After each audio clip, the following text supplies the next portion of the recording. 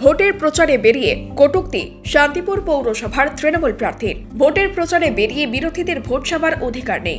আমরা শাসক দল, আমাদের সরকার, মমতা বন্দ্যোপাধ্যায়। ভোট চাওয়ার অধিকার শুধু আমাদেরই আছে বলে মন্তব্য করে বসেন শান্তিপুর ২ নম্বর ওয়ার্ডের তৃণমূল নির্বাচিত প্রার্থী পুষ্পা দাস। জানা গিয়েছে, সোমবার ভোটের প্রচারে বেরিয়েছিলেন তৃণমূল প্রার্থী পুষ্পা দাস। তার ওয়ার্ডের বেশ কয়েকটি এলাকায় প্রচার করেন আর প্রচারে বেরিয়ে বলে বসেন, বিরোধীদের ভোট চাওয়ার অধিকার নেই। আমরা শাসক দল, আমাদের সরকার, মমতা বন্দ্যোপাধ্যায়। ভোট চাওয়ার অধিকার শুধু আমাদেরই আছে। অনেকে মনে করছেন এই মন্তব্য বিজেপিকে উদ্দেশ্য করা হয়েছে, কারণ এই অঞ্চলের প্রধান প্রতিদ্বন্দ্বী দল বিজেপি। এই মন্তব্যের পর শোরগোল পড়ে যায় বিজেপি শিবিরে। এই মন্তব্যের জন্য তীব্র সমালোচনা করেন বিজেপিরা।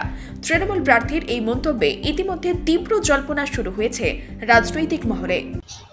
অনেক আমাদের আর বলার কিছুই অপেক্ষা থাকে না, শুধু আমাদের জয়ের অপেক্ষা আছি যে মার্জিন বাড়াতে হবে, এইটুকু আমার আকাঙ্ক্ষা আছে মানুষের প্রতি। প্রথম প্রতিদ্বন্দ্বী হিসেবে কোন দলকে দেখছেন আপনি? আমি বিজেপিকে দেখছি। বিজেপির ঘাটে কি শক্ত এখানে? না না না, ওদের তো ভোট চাওয়ার কোনো ইয়েই নেই, অধিকারই নেই। আমরা শাসক দল, আমাদের সরকার মমতা বন্দ্যোপাধ্যায়। ভোট চাওয়ার অধিকার শুধু আমাদেরই একমাত্র আছে। আপনার নাম? আমার নাম পুষ্পা দাস, ২ নম্বর ওয়ার্ডের তৃণমূল কংগ্রেস প্রার্থী। নদিয়া থেকে সুরজিৎ দাসের রিপোর্ট, এনবিটিভি।